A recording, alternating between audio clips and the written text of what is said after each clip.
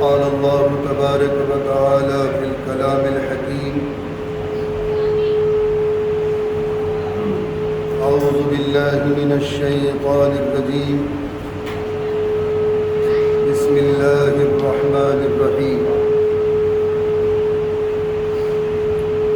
فلما بلغ معه السعي قال يا بني إني أرى في المنام أني أذبحك فانظر ماذا ترى قال يا أبت افعل ما تؤمر ستجدني إن شاء الله من الصابرين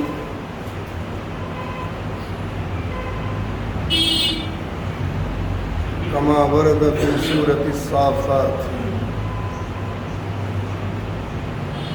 وقال أصحاب رسول الله صلى الله عليه وسلم يا رسول الله ما هذه الأضاحي قال سنة أبيكم إبراهيم عليه السلام قالوا فما لنا فيها يا رسول الله قال بكل شعرة حسنة قالوا فالصوف يا رسول الله قال بكل شعرة من الصوف حسنة أو كما قال عليه الصلاة والسلام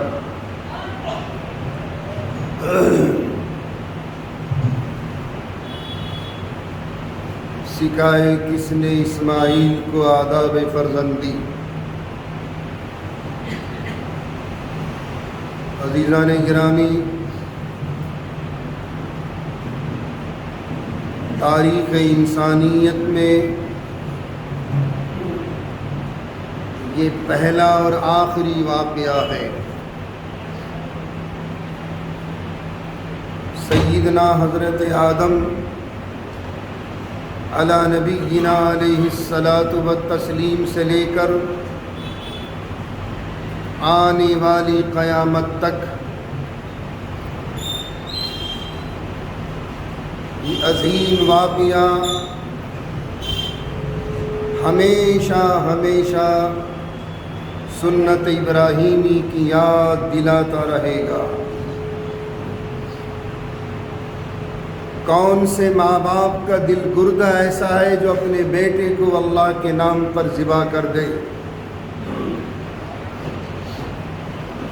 دل و دماغ کو جھنجھوڑیے اور بہت سکون قلبی کے ساتھ ذرا غور کیجئے گا۔ آج ہم اپنے بچوں کو تنہا شہر کی بلڈنگوں میں نہیں چھوڑ سکتے۔ حضرت سیدنا ابراہیم علی نبینا علیہ الصلاۃ والتسلیم عمر کا آخری حصہ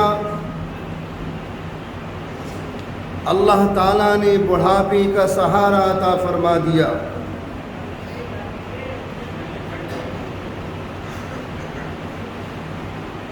جب آپ اس صحرائی علاقے میں آپ کو چھوڑ کر چل دیے حضرت ہاجرہ سلام علیہا اور حضرت سیدنا اسماعیل علی نبینا علیہ الصلاۃ والتسلیم کو، تو ہاجرہ نے بڑی ہمت کر کے پوچھ لیا، اے خلیل ہمیں کس کے بھروسے پر چھوڑ کر جا رہے ہو؟ کوئی جواب نہیں۔ دوسرا سوال کیا، کوئی جواب نہیں۔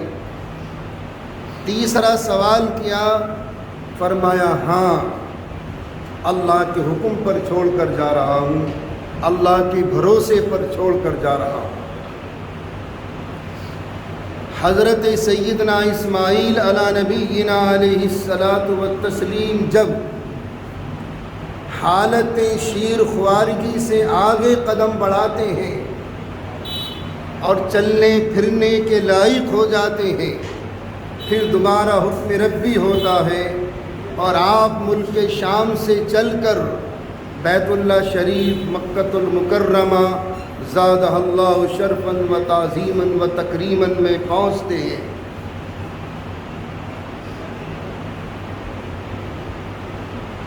ذی الحجہ کی 8ویں شب خواب دیکھا خلیل اللہ نے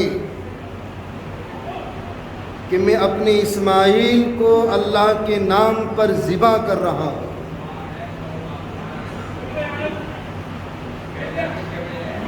انبیاء علی نبینا علیہم الصلاۃ والتسلیم کے خوابات وہی ہوتے ہیں، بہت سچے اور صادق خواب ہوتے ہیں۔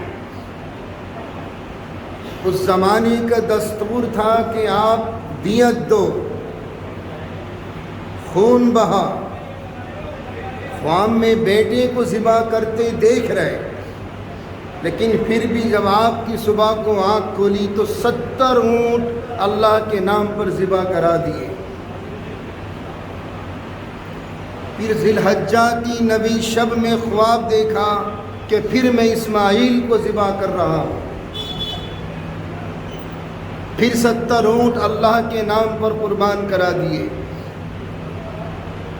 تیسری مرتبہ خواب دینے کے بعد یقین قلبی ہو گیا کہ اللہ اب میرے بیٹے کی قربانی چاہتا ہے۔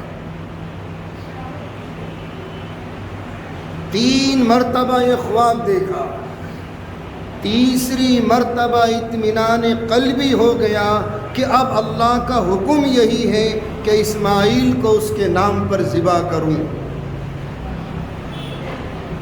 عزیزان گرامی، وہ جگرا دیکھیے، وہ شوق اور جذبہ اسماعیل کا دیکھیے۔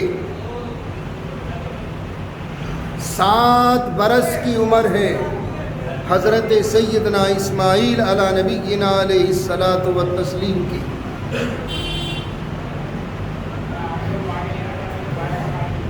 حضرت حاجرہ سلام علیہا سے ارشاد فرمایا، بچے کو تیار کرو۔ نہلایا، دھلایا، کپڑے پہنائے،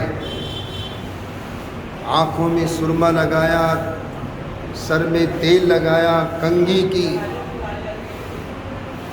اور اسماعیل علی نبینا علیہ السلام سے ارشاد فرمایا، بیٹا آج بڑے سے ملاقات کرنی ہے۔ بہت مبہم لفظ استعمال کیے، آج بڑے سے ملاقات کرنی ہے، اسماعیل ذرا چھری اور رسی بھی اٹھا لیجئے۔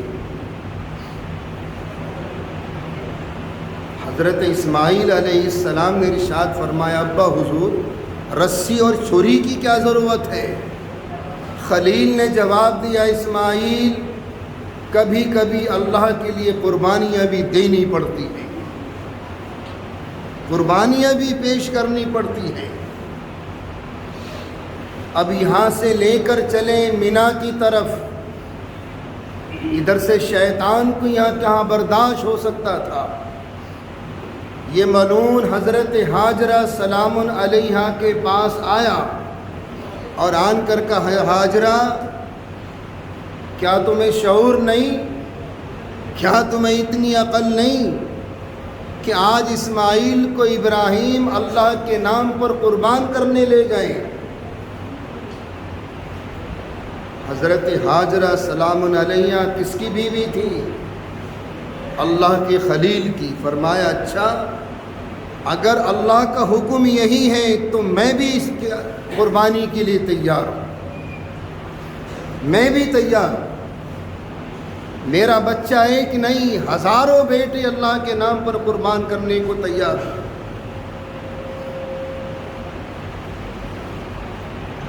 پھر حضرت اسماعیل علیہ السلام کو جا کر ٹوکا، اسماعیل تمہیں پتہ ہے کہ تمہارے ابا کہاں لے جا رہے ہیں آپ کو؟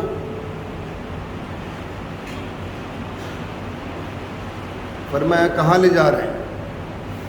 اس شیطان نے کہا، اللہ کے نام پر قربان کرنے۔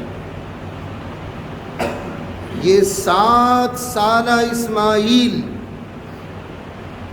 کوئی غم نہیں، کوئی فکر نہیں، چہرے پر کسی قسم کی کوئی پشیمانی نہیں۔ ارشاد فرمایا ابلیس مردود سے کہ میاں اگر میرا باپ اللہ کے نام پر قربان کرنے مجھے لے جا رہا ہے تو سر تسلیم خم، مجھے کوئی اعتراض نہیں،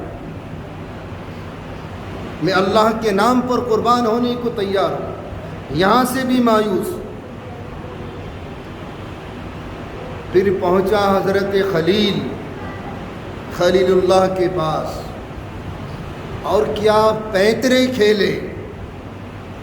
میاں ابراہیم، کیا دنیا میں رسوائی چاہتے ہو؟ دنیا میں خواری چاہتے ہو؟ آدم کے بیٹے نے، قابیل نے حابیل کو قتل کیا تھا تو قیامت تک ذلیل ہے، اور یہاں تک کہ مفسرین نے لکھ دیا کہ جتنے دنیا میں مرڈر ہوں گے اس خون کا گناہ قابیل کو قیامت تک پہنچتا رہے گا، چونکہ یہ راستہ اس نے ایجاد کیا تھا۔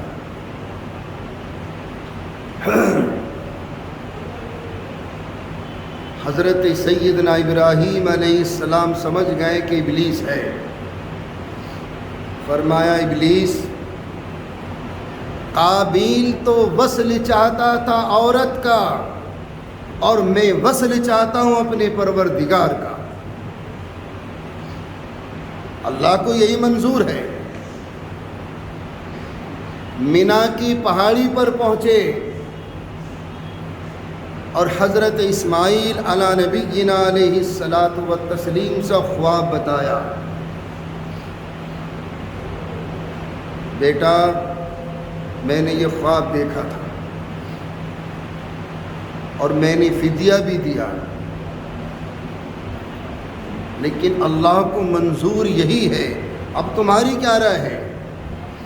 قال یا ابت افعل ما تؤمر، کیا بہترین جواب ہے۔ ابا حضور، اگر اللہ کی یہی مرضی ہے تو آپ حکم ربی پر عمل کیجئے، میرا ایک ایک جان نہیں بلکہ ایک ایک رواں اللہ کے نام پر قربان ہے، شروع کیجئے۔ اس وقت میں حضرت اسماعیل علیہ السلام نے جو 4 باتیں ارشاد فرمائی تھی، عزیزان گرامی، وہ سننے کے قابل ہے۔ ارشاد فرمایا، ابا حضور میں بہت چھوٹا ہوں، سب سے پہلے آپ چھری کو تیز کر لیں جتنا بھی ہو سکے۔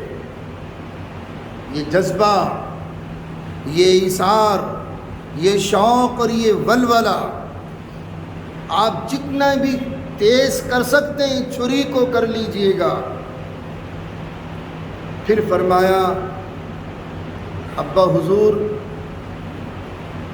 میرے ہاتھوں کو باندھ دینا، اور چھری ایک دم سے تیزی کے ساتھ چلانا، کہیں ایسا نہ ہو کہ شفقت پدری غالب آ جائے اور آپ کے ہاتھ اور قدم ڈگمگا جائے۔ یہ کون کہہ رہا ہے؟ وہ 7 سالہ اسماعیل جو 83 برس کی عمر میں اللہ نے آپ کو عطا کیا تھا، ایک بڑھاپے کا سہارا۔ پھر فرمایا، ابا حضور مجھے اوندھے منہ لٹانا، کہیں ایسا نہ ہو کہ باپ اور بیٹی کی نگاہیں ٹکرا جائیں اور شفقت پدری غالب آ جائے اور آپ امتحان میں ناکام ہو جاؤ۔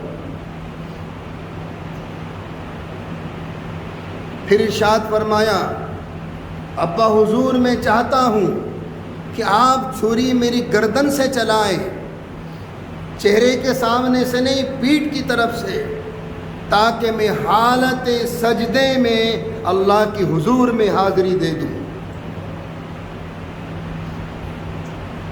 کیا نرالی شان تھی۔ تیسری چوتھی جو نصیحت تھی، فرمایا، ابا حضور جب آپ قربانی سے فارغ ہو جائیں تو یہ میرے کپڑے میری والدہ کو دے دینا، یہ میری نشانی ہوگی ان کے پاس، میری والدہ کو دے دینا۔ بس یہ جملے جو کہنے تھے، حضرت سیدنا ابراہیم علیہ السلام کی آنکھوں سے آنسو ٹپا ٹپ، اور اللہ کے حضور میں دعا فرمائی خلیل نے، اے اللہ میرے بڑھاپے پر رحم فرما، ہمارے اس بچے پر رحم فرما، میرے بڑھاپے پر رحم فرما، اس بچے پر رحم فرما۔ حضرت اسماعیل کو باندھ دیا رسی سے، اور چھری جتنی تیز کرتے تھے کر سکتے تھے کر لی۔ اب جو چھری گردن پہ رکھی چلانا چاہی تو چھری جنبش نہیں کھاتی۔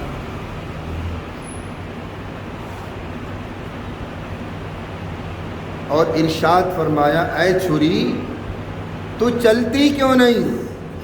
کس نے تجھے روک رکھا ہے؟ ایک یعنی پوری نبوت کا بوجھ ڈال دیا گردن پر حضرت اسماعیل کی، لیکن اس چھری نے ایک بال بیکا تک نہیں کیا۔ اللہ رب العزت والجلال نے اس چھری کو قوت گویائی دی، بولنے کی طاقت، اور ارشاد فرمایا، خلیل جب آپ کو آتش نمرود میں ڈالا گیا تھا تو اس آگ نے کیوں نہیں جلایا؟ کیوں نہیں جلایا آگ نے؟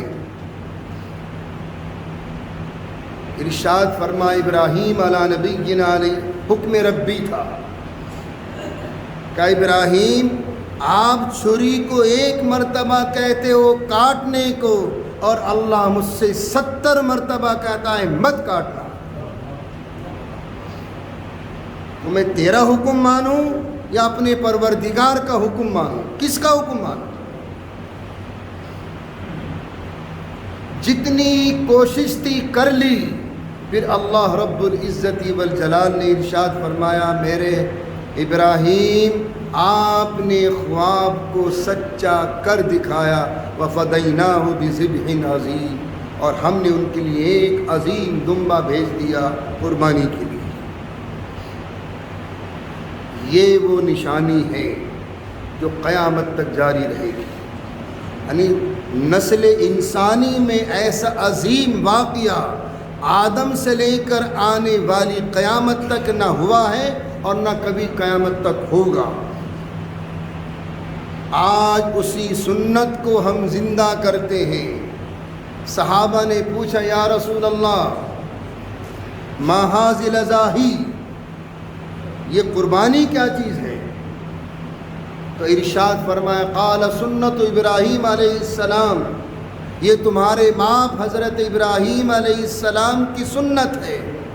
فرمایا، قالوا فما لنا فیہا یا رسول اللہ، اس میں ہمارے لیے کیا انعام ہے؟ قال بکل شارۃ حسنہ، کہ جانور کے ہر بال کے بدلے اللہ 10 نیکی عطا فرمائے گا،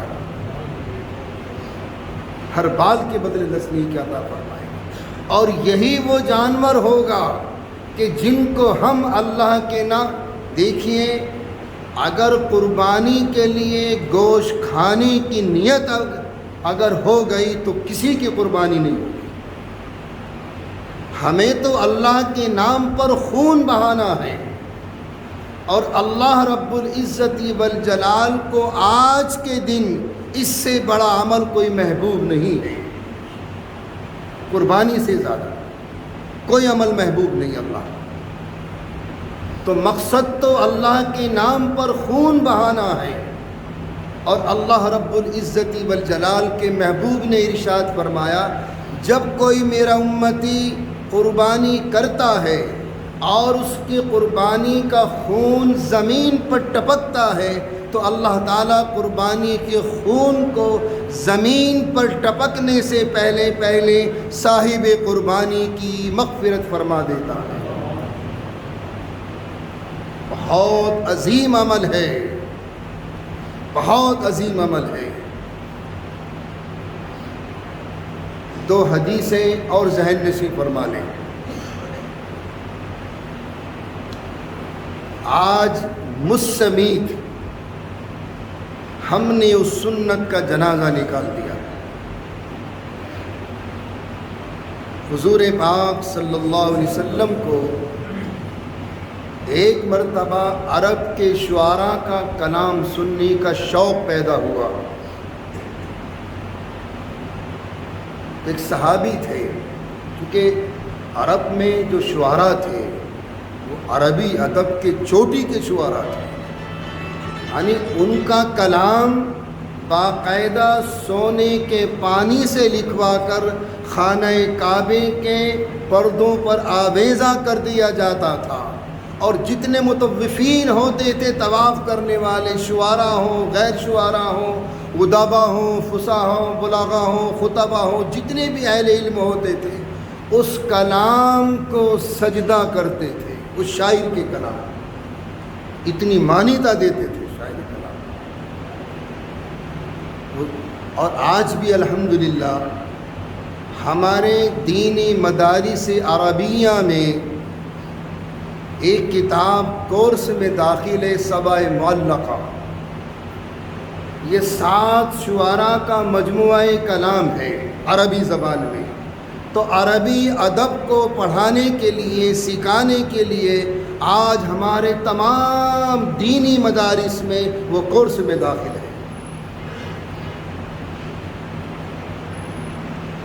ان میں ایک صحابی حضرت سیدنا لبید رضی اللہ تعالیٰ عنہ، ان کا بھی کلام موجود ہے۔ تو خیر حضور نے ارشاد فرمایا کسی صحابی سے کہ کوئی کلام سناؤ کسی شاعر کا۔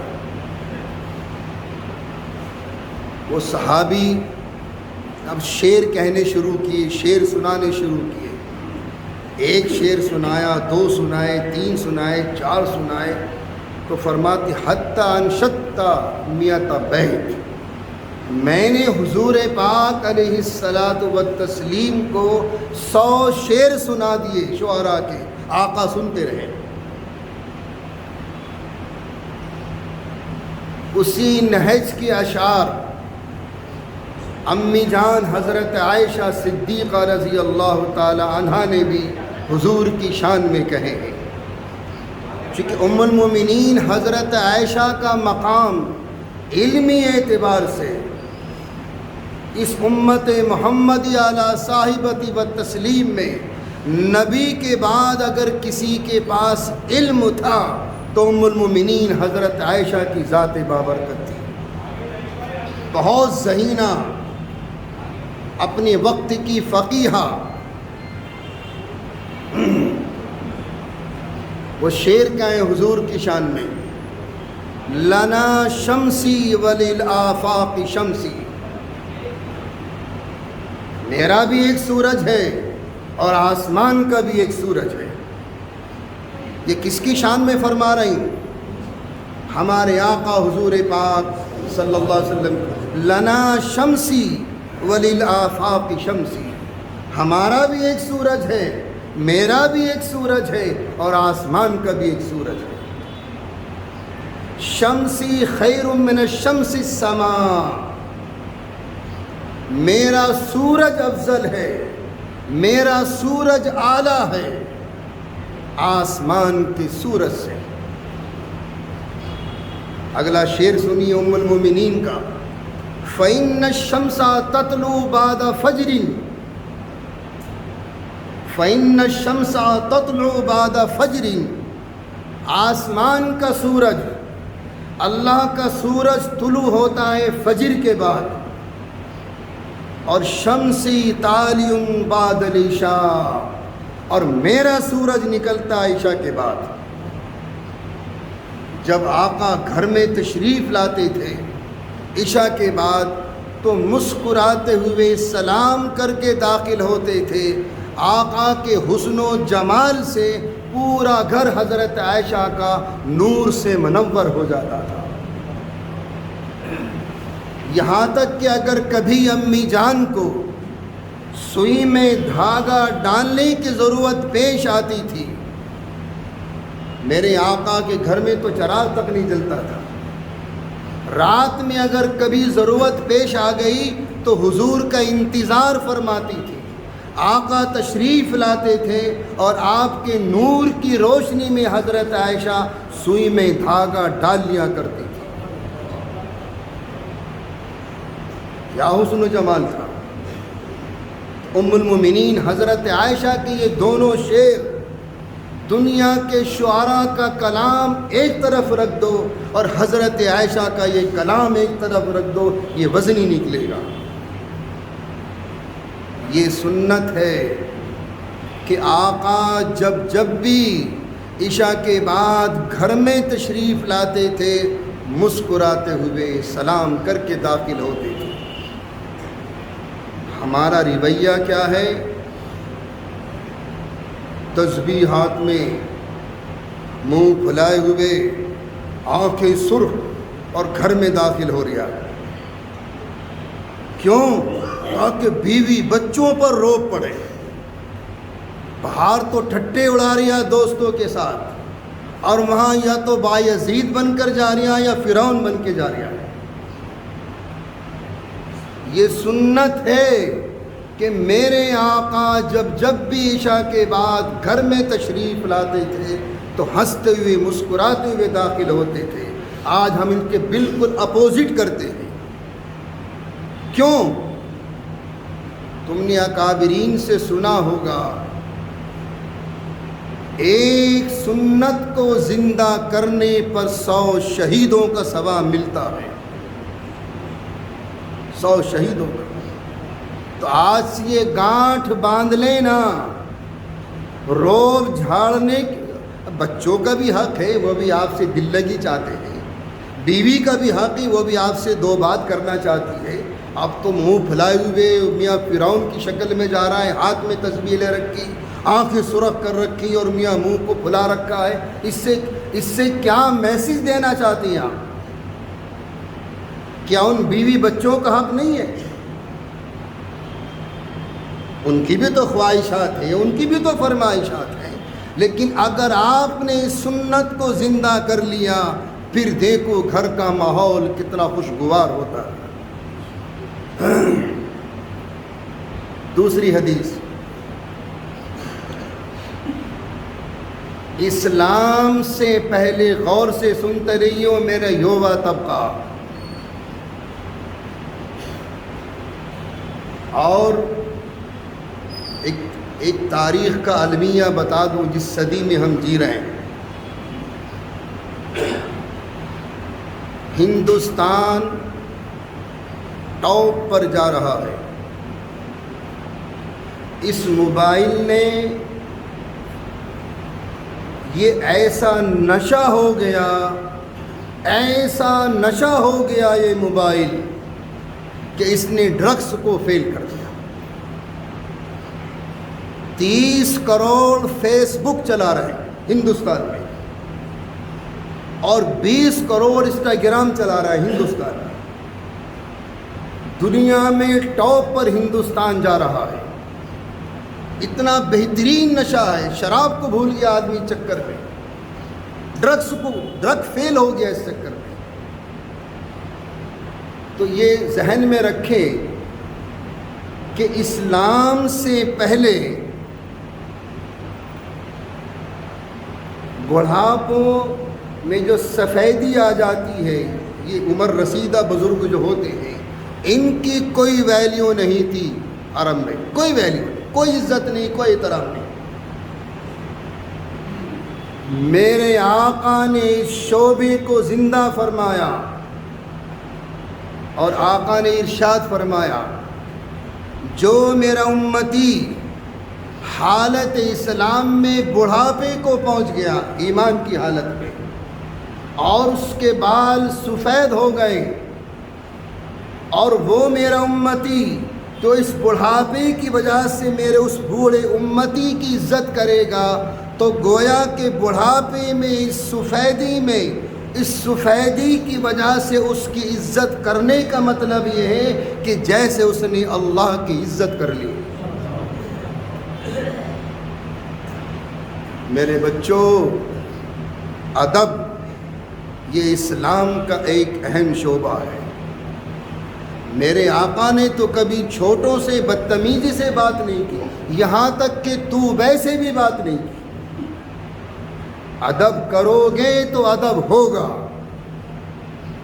اور آج یہ شعبہ ہمارے اسلامی سماج سے بالکل محروم ہو چکا ہے۔ کوئی ادب نہیں، بڑوں کا کوئی احترام نہیں۔ تیسری حدیث سنیے،